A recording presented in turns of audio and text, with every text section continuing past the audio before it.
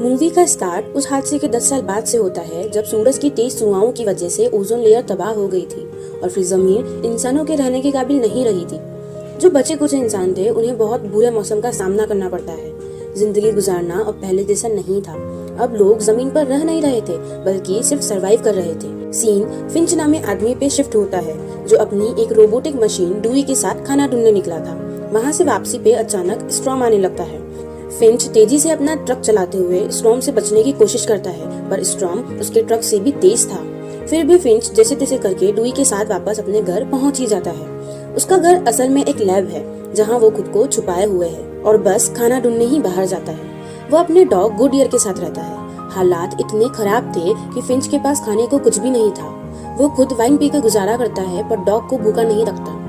Finch एक new robot पर काम कर रहा है जिसमें वो न सिर्फ दुनिया के सारे इमोशन डालता है बल्कि उस रोबोट को डॉग्स का ख्याल रखने की भी सारी नॉलेज देता है। अब वो ऐसा क्यों करता है ये हमें आगे पता चलेगा। डुई की आइज लेकर वो इस न्यू रोबोट में डालता है और उसे फाइनल टच देने के बाद स्टार्ट करता है। शुरू में तो रोबोट ना हिलता है ना कुछ बोलता है पर आखिर में फिंच की मेहनत रंग लाती है और रोबोट बोलने लगता है।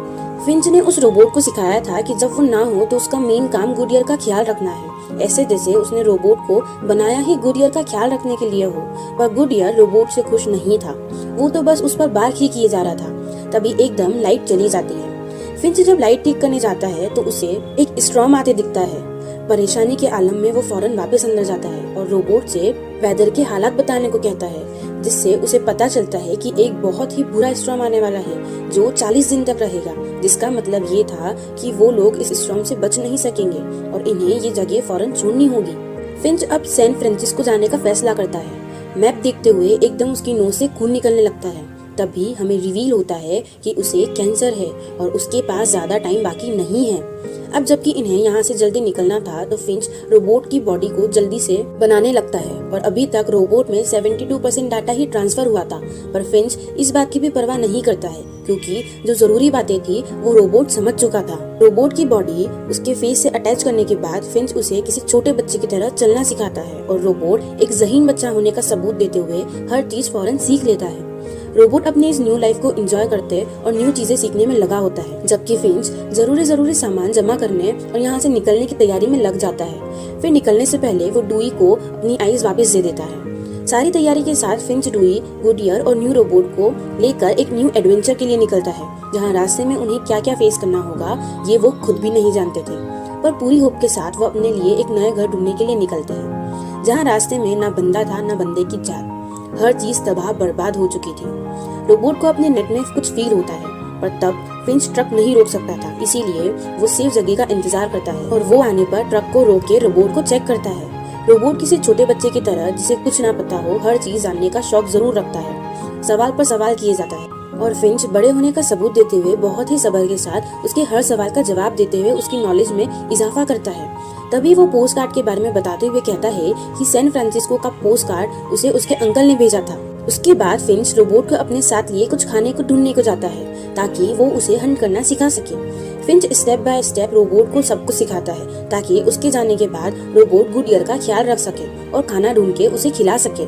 दोनों हंट करके बाहर निकलते हैं और बहुत एंजॉय करते नजर आते हैं पर ऐसे जैसे किस्मत को तो इनकी खुशी राज ही नहीं आती। सामने से फिंच एक टॉर्नेडो आता दिखता है जिस पर वो अपने ट्रक को बांधने लगता है और रोबोट उसे देखकर फॉलो करता हुआ बिल्कुल वैसा ही करता है। अब अभी उनका काम पूरा नहीं हुआ था कि टॉर्नेडो सिर पर आ पहुंचता है। फिंच अपना काम रोकता नहीं। ट्रक को अच्छे से बांधने के बाद टॉर्नेडो के आने से बिल्कुल पहले ट्रक में पहुंच जाता है। टॉर्नेडो बहुत ज्यादा तेज होता है। हर चीज बुरी तरह से हिलने लगती है। फिंच तो बिल्कुल उम्मीद छोड़ देता है पर ट्रक अपनी जगह से नहीं हिलता। टॉर्नेडो के जाने के बाद जब वो बाहर निकल के देखता है तो उसे पता चलता है कि जहाँ से रोबोट ने बांधा था वो वैसा ही बंधा हुआ था जिस पर फिंच को अपने इन्वेंशन पर बहुत प्राउड फील होता है।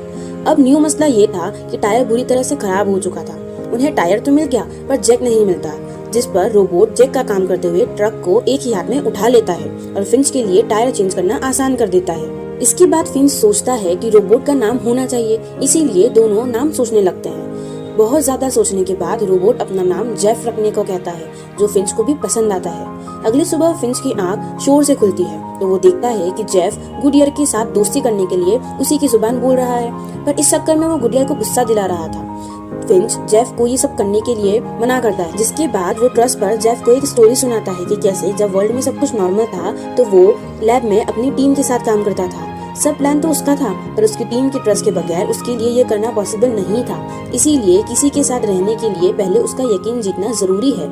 स्टोरी सुनाने के बाद अचानक फिंच की तबीयत खराब हो जाती है। वो एक डायनियर के पास ट्रक रोककर जेफ को गुडियर का ख्याल रखने को बोलता है और खुद डायनियर के अंदर चला जाता है, जहाँ वो ब्लड वॉमिट करता है। गुडियर अभी भी जेफ को बहुत तंग करता है, जिस पर फिंच को वापस आना ही पड़ता है। वो जेफ को ट्रक का ख्याल रखने को बोलकर गुडियर को अपने साथ लेकर अंदर चला जाता है, जहाँ वो पुराने दिनों को याद करने लगता है कि कैसे लोग नॉर्मल वे में यहाँ आते थे। वहाँ जेफ से रहा नहीं जाता, वो ट्रक को ड्राइव करने लगता है। जो देख परेशान हुए फिंच बाहर आता है तो जेफ ट्रक को इम्बैलेंस करते हुए कार में मार देता है। फिंच जेफ पर बहुत गुस्सा होता है और अब जब ट्रक शेड से दूर था तो फिंच अपने स्पेशल शूट के बगैर वहाँ तक जा भी नहीं सकता था, वरना उसकी स्किन सन रेज की वजह से जल जाती। इसीलिए वो जेफ को अच्छे से इंस्ट्रक्शन देते हुए सूट लाने को कहता है, पर एक बार फिर जेफ उसकी ना सुनते हुए ट्रक को चलाने लगता है और उसे पीछे लाने लगता है और दीवार में मार देता है। ये सब कुछ देख फिंच बहुत गुस्से में आ जाता है और जेफ को बुरी तरह डांट देता है।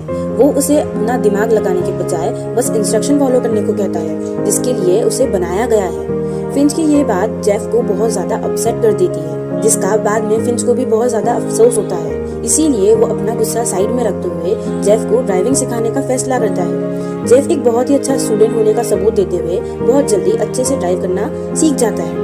फिंच जेफ के क्लोज होने लग गया था। वो उसे अपने बच्चों की तरह प्यार करने लग गया था। दोनों रात साथ अच्छे से टाइम गुजारते हैं, जहाँ फिंच बहुत टाइम बाद अपने दिल का हाल किसी को शेयर करता है। फिंच जेफ को लाइफ के लेसन देते हुए समझाता है कि उसे किसी का भी ट्रस्ट नहीं करना है, क्योंकि अब लोग ट्रस्ट के काबिल नहीं हैं। वो सब भूखे और डरे हुए हैं, जो सिर्फ अगले को नुकसान पहुंचाने के अलावा कुछ नहीं करेंगे। इसीलिए उसके बाद जेफ को कभी भी किसी पर ट्रस्ट नहीं करना है। ये बातें मानना बहुत मुश्किल था, पर फिंच का यही एक्सपीरियंस था और जेफ को तो उसकी बात माननी ही पड़ेगी। सुबह जेफ को ट्रक में से गुडियर की आवाजें आती है। अंदर जाने पे वो देखता है कि फिंच की हालत बहुत ज्यादा खराब है। जेफ उसे मेडिकेट करता है, जो देख गुडियर को बहुत अच्छा लगता है और वो जेफ को पसंद करने लगता है। फिर जेफ खुद ही ड्राइव करते हुए मंजिल की तरफ निकल जाता है और रास्ते में एक जगह रुक के जेफ डूई के लिए खाने के लिए कुछ ढूंढने जाता है। जेफ डूई को बिल्कुल वैसे ही समझा रहा था जैसे फिंच ने उसे समझाया था। वहाँ उन दोनों को बहुत सी चीजें मिल जाती है। फिंच की एकदम आँख खुलती है तो वो बाहर देख परेशान हो जाता है और उसकी परेशानी भी गलत नहीं थी। उस जगह पर कुछ खतरा था। डूई ट्रैप में फंसकर टूट जाता है। फिंच उसे तो नहीं बचा पाता, पर जेफ को लेकर फौरन वहाँ से निकल जाता है। फिंच एक बार फिर जेफ पर बहुत गुस्सा होता है कि वो ऐसी गलतियाँ कैसे कर सकता है जो इन सबको मौत के मुंह में ले जाती है। उसकी वजह से अब डूई इनके बीच नहीं है। असल में वहाँ और ह्यूमंस ने इनके लिए ट्रैप बिछा रखा हुआ है ताकि वो इन्हें हर्ट कर सकें या इनके पास कुछ खाने को हो तो वो ले सकें। भूख ने इंसान को अब जानवर बना दिया था। एक इंसान दूसरे का दुश्मन बना हुआ था। फिंच तेजी से ड्राइव करता हुआ उसके पीछे आने वाली कार से बचने में लगा हुआ था, पर तबीयत खराब होने की वजह से वो जेफ को ड्राइव करने के लिए कहता है, पर बीच में कहीं भी बिल्कुल भी कार नहीं रोकता। ऐसे ही रात हो जाती है। उसे लगता था कि उसने उस कार को पीछे छोड़ दिया, पर ऐसा नहीं था। एकदम उसे वो कार पीछे आती नजर आती है, जिस पर वो बुरी तरह से डर के जेफ को ट्रक को टनल के अंदर ले जाने को कहता है। ट्रक वहाँ गुजरने के बजाय वहीं फंस जाता है। फिंच को लगता है कि अब उसकी जिंदगी खत्म हो जाएगी। इतने टाइम से जो वो हर मुश्किल से लड़के सर्वाइव कर रहा था वो सब जाया होने लगा है। लेकिन जेफ ऐसा कैसे होने दे सकता था। वो ट्रक को पुश करके कार के आने से पहले ही टनल में उसे कहीं छुपा देता है। फिंच गन पकड़े अपनी सांस रोके बैठा था, पर उस कार को इनके टनल के होने का पता ही नहीं चलता और वो वहाँ से आगे बढ़ जाती है। इस तरह एक बार फिर जेफ सबका दिल जीत लेता है। इस मुश्किल से निकलने के बाद फिंच जेफ को अपने पास की स्टोरी सुनाना शुरू करता है कि कैसे वो ह्यूमंस के बारे में ऐसा सोचना शुरू हुआ। वो बताता है कि एक दिन ग्रोसरी स्टोर में वो कुछ खाने को ढूंढने गया था। वहाँ उसे एक लेडी अपनी 9 साल की बेटी के साथ नजर आई। उस छोटी सी बच्ची के हाथ में गन थी और उसकी मॉम उसे कह रही थी कि कोई भी इंसान नजर आए तो उसे फौरन शूट कर दे। फिंच उनकी बातों को सुनकर बहुत ज्यादा डर गया था और वहीं छुपा रहा इस डर से कि वो मारा जाएगा। तभी वहाँ एक कार आई जिसमें से एक आदमी निकल के इन मदर डॉटर को टॉर्चर करने लगा और आखिर फिंच को गन चलने की आवाज आई। कार के जाने के बाद उसने देखा कि उन दोनों मदर डॉटर की डेथ हो चुकी है और उसे उस छोटी बच्ची के बैग में गुडियर मिला। फिंच को इस बात का भी बहुत गिल्ट थी कि उसके अंदर की डर की वजह से उन दोनों की डेथ हो गई। इसीलिए तब से वो गुडियर को अपनी जान से भी ज्यादा ख्याल रख रहा है और उसी दिन के बाद से उसने ह्यूमंस पर ट्रस्ट करना छोड़ दिया। फिंच तो आराम करने चला जाता है, पर जेफ ड्राइव करता रहता है। अगले दिन वो लोग एक ऐसी जगह पहुंच जाते हैं जहां का वेदर नॉर्मल था और फिंच को स्पेशल शूट पहनकर बाहर निकलने की जरूरत नहीं थी। इतने टाइम बाद खुली हवा में सांस लेकर फिंच को बहुत अच्छा लगता है। जेफ फिंच से सैन फ्रांसिस्को के पोस्ट कार्ड के बारे में पूछता है क्योंकि उस कार्ड के पीछे डैड लिखा था और फिंच ने कहा था कि वो उसके अंकल ने भेजा है। फिंच उसे बताता है कि उसके डैड उसे बचपन में ही छोड़ गए थे, पर उसे अपने डैड से बहुत प्यार था, इसीलिए वो वहाँ जा रहा है, इस उम्मीद के साथ कि शायद अपने डैड से मिल सके। जेफ फिंच को उम्मीद दिलाता है कि सब ठीक हो जाएगा, पर फिंच अब मजीद रियलिटी को इग्नोर नहीं कर सकता था। वो जेफ को बताता है कि वो मरने वाला है और उसके बाद जेफ को ही गुडियर का ख्याल रखना है। ये कहते हुए उसकी हालत बहुत खराब हो जाती है। ब्लड वॉमिट करते करते उसकी डेथ हो जाती है। जेफ और गुडियर उसकी बॉडी को बरी करते हैं। ये बहुत ही इमोशनल सीन होता है। इसके बाद वो दोनों अपने मास्टर की जर्नी पूरी करने के लिए उस ब्रिज तक पहुंच जाते हैं और वहाँ उसी पोस्ट